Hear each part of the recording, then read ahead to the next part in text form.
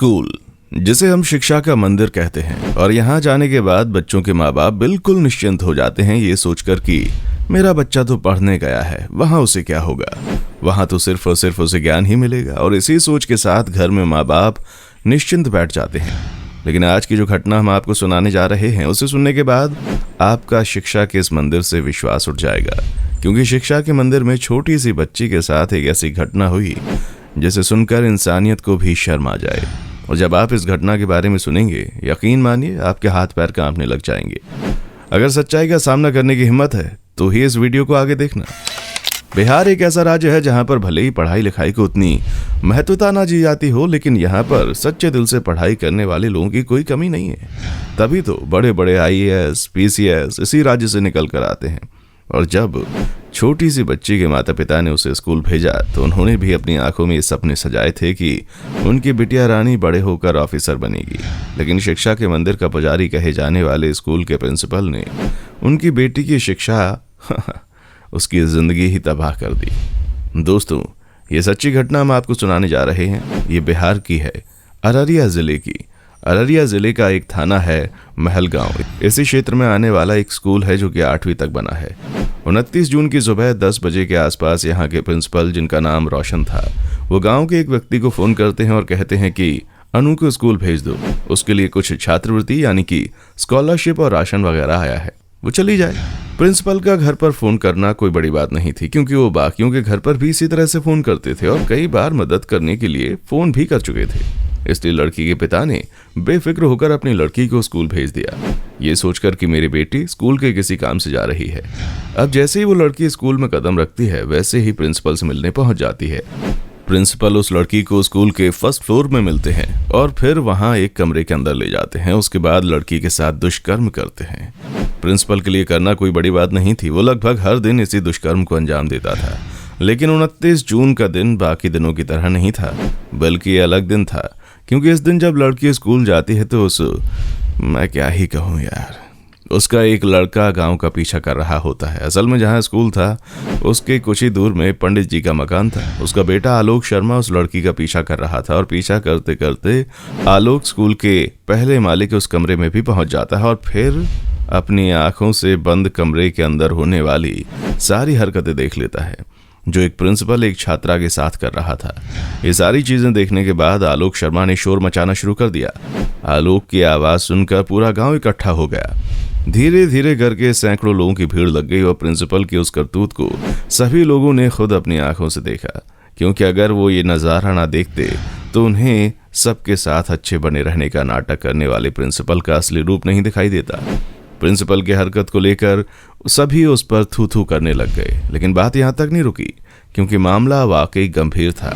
इसलिए गांव में पंचायत आयोजित की गई। सारी बात लोगों के सामने आती है, लेकिन इस पहली पंचायत में कोई फैसला नहीं लिया जाता, क्योंकि मामला थोड़ा गंभीर था और गांव के प्रिंसिपल का था। इसलिए गांव के मुखिया 2 दिन बाद वापस से पंचायत बैठाने का फैसला करते हैं। लेकिन दूसरी पंचायत में भी कोई फैसला नहीं लिया जाता और फिर उसके बाद 2 और पंचायतें होती हैं, यानी कि लगातार इस पूरे मामले में 4 से 5 पंचायतें बिठाई जाती हैं और जून से जुलाई का पहला हफ्ता आ जाता है। एक तरफ जहां इस मामले में कोई सुनवाई नहीं हो पा रही थी, तो वहीं दूसरी तरफ ये बात जंगल में आग की तरह फैलने लग गई और फिर मामला महलगांव थाने तक जा पहुंचा। असली कांड यहीं से शुरू हुआ, क्योंकि महलगांव थाने की जो इंचार्ज थे वो गांव के अंदर पहुंचे और उन्होंने उस बच्ची को अपने कब्जे में ले लिया। और कब्जे में लेने के बाद सरपंच के द्वारा लड़की के पिता ने आरोपी प्रिंसिपल के विरुद्ध तहरीर दी और उसी तहरीर के आधार पर संबंधित धाराओं में मुकदमा दर्ज किया गया। अब तक जो हुआ वो काफी ज्यादा आश्चर्यजनक था, जहां पर प्रिंसिपल ने गांव के बच्चे के साथ इतना बड़ा कांड कर दिया।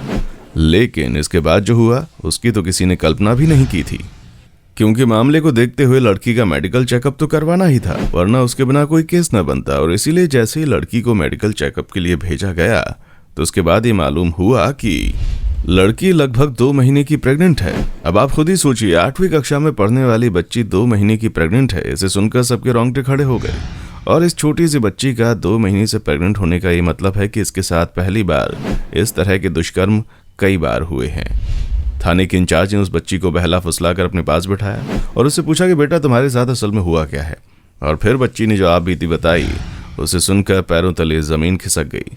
अनु नाम की उस लड़की ने बताया कि आज से करीब 3 महीने पहले उसके पिता को प्रिंसिपल का फोन आता है और प्रिंसिपल राशन देने की बात कहते हैं। वो स्कूल नहीं जाना चाहती थी क्योंकि उसकी तबीयत ठीक नहीं थी, लेकिन राशन देने के बात पर पिता ने स्कूल जाने पर जोर दिया क्योंकि घर की आर्थिक स्थिति इतनी अच्छी नहीं थी कि स्कूल से मिलने वाले राशन को छोड़ा जा सके। ऐसे में बेमन से जब वो लड़की स्कूल पहुंची तो उसने देखा कि पूरे स्कूल में कोई नहीं है। पहले तो वो डर गई, लेकिन प्रिंसिपल ने खुद फोन करके उसको बुलाया था, इसलिए उसने एक बार प्रिंसिपल के कमरे में झांक कर देखा। वहां प्रिंसिपल बैठा हुआ था, जिसके बाद अनु ने सोचा कि वो थोड़ा लेट पहुंची है। इसकी वजह से उसने प्रिंसिपल से माफी भी मांगी, लेकिन प्रिंसिपल ने बाकी बातें छोड़कर अनु को अपने पास बैठा लिया और उससे इधर उधर की बातें करने लग गया। 14 साल की अनु बहुत ही गरीब और अनपढ़ परिवार से ताल्लुक रखती थी, इसलिए वो प्रिंसिपल की बातों को समझ नहीं पाई और उसने बातों को नजरअंदाज करते हुए राशन के बारे में पूछना शुरू कर दिया, जिस पर प्रिंसिपल ने बोला कि मैं तुम्हें छात्रवृत्ति और राशन दोनों दूंगा, बस जो मैं कहता हूँ वो करती जाओ। अनु बिल्कुल भी समझ नहीं पा रही थी कि आखिर ये सब हो क्या रहा है, और जब तक अनु को कुछ समझ में आता तब तक तो प्रिंसिपल उसके साथ दुष्कर्म करने लग गया। वो पूरी तरह से घबरा गई थी कि आखिर उसके प्रिंसिपल उसके साथ इस तरह की चीजें क्यों कर रहे हैं। उसने अपने आप को छुड़ाने की बहुत कोशिश की, लेकिन अनु अपने प्रिंसिपल से बहुत ज्यादा डरती थी, इसलिए सब कुछ चुपचाप सह लिया। और उसी वक्त 3 महीने पहले उसका पहली बार बलात्कार हुआ। उसके बाद प्रिंसिपल ने उसकी एक वीडियो बनाई और कुछ तस्वीरें ली और अनु को धमकी दी कि अगर तुमने ये बात किसी को बताई तो मैं ये सबको दिखा दूंगा, जिसमें तुम्हारी ही बदनामी होगी। हर जगह लोग तुम्हें इस तरह देखेंगे और तुम्हें और तुम्हारे खानदान की बदनामी होगी। जब अपने प्रिंसिपल के मुंह से अनु ने ये सारी बातें सुनी तो वो बहुत ज्यादा डर गई और उसी डर की वजह से अनु ने जहर का घूंट पी लिया। किसी को नहीं बताया, यहाँ तक कि अपने घर पर भी इस बात का जिक्र नहीं किया कि उसके साथ कितनी बड़ी घटना हो चुकी है। अब प्रिंसिपल को डर का कारोबार करना आ गया था। उसे समझ आ गया था कि अगर इस मासूम सी बच्ची को डराया जाए तो ये कुछ भी करेगी। इसलिए जब अनु ने स्कूल जाना बंद कर दिया तो प्रिंसिपल ने उसे किसी न किसी बहाने से स्कूल बुलाना शुरू कर दिया। कभी चपरासी को घर भेजकर तो कभी खुद घर पर फोन करके प्रिंसिपल अनु को स्कूल बुलाता और फिर उसके साथ जबरदस्ती बलात्कार करता। अब आप खुद ही सोचिए कि मात्र 14 साल की बच्ची अपने पिता की बदनामी के डर से सब कुछ अकेले सहन करती चली गई। वह हर रोज घर आती, रोती, लेकिन उसने किसी को कुछ नहीं बताया और उसी का नतीजा था कि प्रिंसिपल के दुष्कर्मों का नतीजा उस बच्ची के पेट में मौजूद था, जिसने 14 साल के अनु की पूरी जिंदगी बर्बाद करके रख दी। ये सारी चीजें सुनने के बाद पुलिस ने तुरंत पंचायती कार्रवाई रोक दी और खुद मामले की कमान अपने हाथों में संभाली। आरोपी प्रिंसिपल को तुरंत हिरासत में लिया गया। इलाके के डीएसपी पुष्कर कुमार का कहना है कि आरोपी को किसी भी कीमत पर बख्शा नहीं जाएगा और साथ ही इस मुकदमे को फास्ट ट्रैक कोर्ट में चलाया जाएगा ताकि आरोपी प्रिंसिपल को जल्द से जल्द और कड़ी से कड़ी सजा दी जा सके।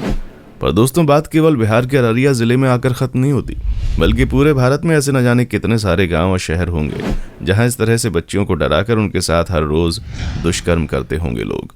वो कुछ भी नहीं कर पाती, सिर्फ और सिर्फ इस डर से कि समाज में उनकी बेइज्जती हो जाएगी। पर दोस्तों, आप खुद बताइए कि समाज की बेइज्जती के डर से खुद को मौत के कुएं में डाल देना क्या सही है?